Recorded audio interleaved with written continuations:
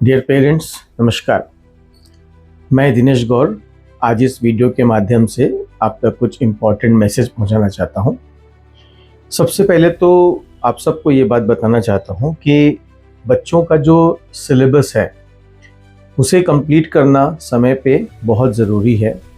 Because आप सबको एक बात का ज्ञान होगा कि क्लास 10 के 2 बोर्ड एग्ज़ाम्स आने वाले सेशन में होने वाले हैं और इसकी वजह से क्लास 9 में सिलेबस थोड़ा जल्दी ख़त्म करके हो सकता है कि जनवरी में ही फाइनल एग्ज़ाम स्कूल्स कंडक्ट करें। और क्लास 10 का भी पोजीशन कुछ ऐसा ही रहेगा कि प्रीलिम्स जो है वो दिसंबर जनवरी में कंडक्ट होना शुरू हो जाए। तो इन सब बातों को ध्यान में रखकर बच्चों को तकलीफ़ ना हो, इस बात का भी ध्यान रख करके हमने कुछ निर्णय लिया है बच्चों के हित में। सबसे पहला निर्णय जिसके बारे में आप सबको पता है कि बच्चे अब 2.25 घंटे की जगह 3 घंटे के लिए क्लासेस में आ रहे हैं। मैं मानता हूँ कि बच्चों को थोड़ी तकलीफ़ हो रही है। कुछ बच्चे स्कूल से लेट आते हैं, उन्हें कोचिंग आना पड़ता है, कुछ बच्चों का वर्कलोड ज़्यादा है।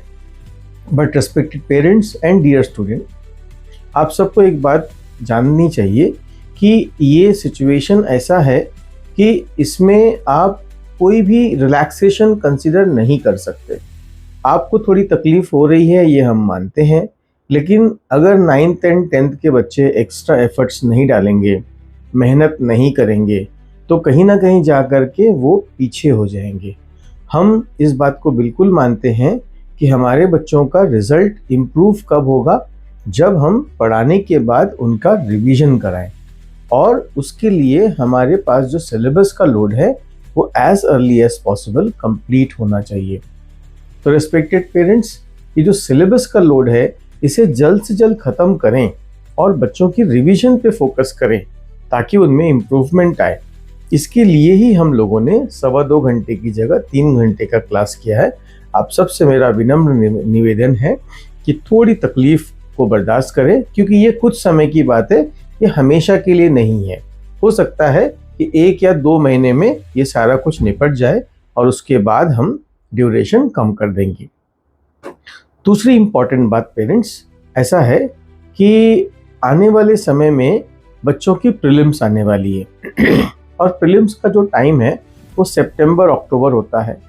आप सबको पता है कि सभी स्कूलों का डेट्स बड़ा ही डिफरेंट होता है।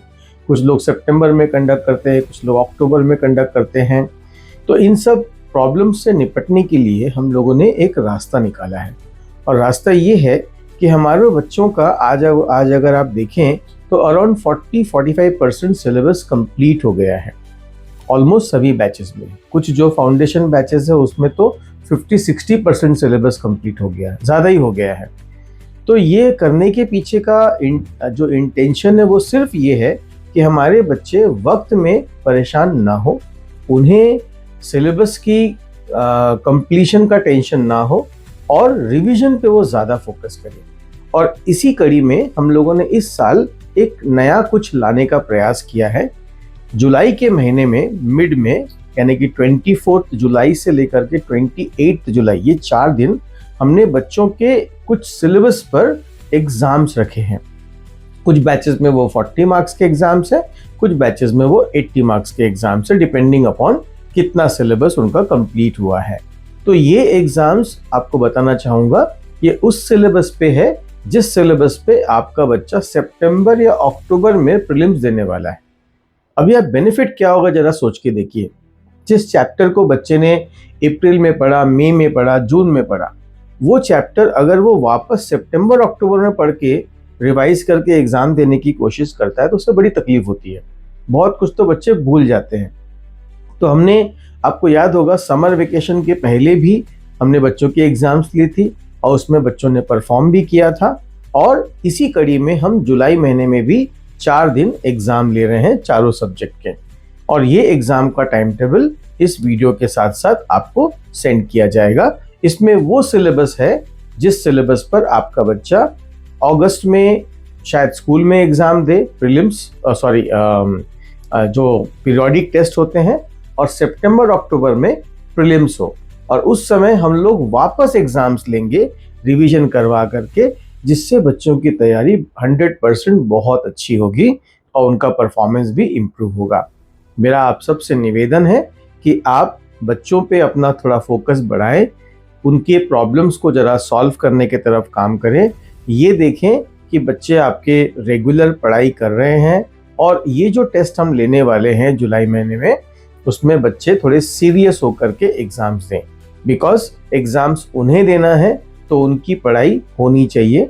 हमारे तरफ से हमने प्रयास चालू कर दिया है, हम बच्चों का रिवीजन भी कराएंगे और बच्चों की जो डिफ़िकल्टीज़ हैं उन्हें भी क्लियर कराएंगे और ये सब होने के बाद ही हम बच्चों का एग्ज़ाम कंडक्ट करेंगे।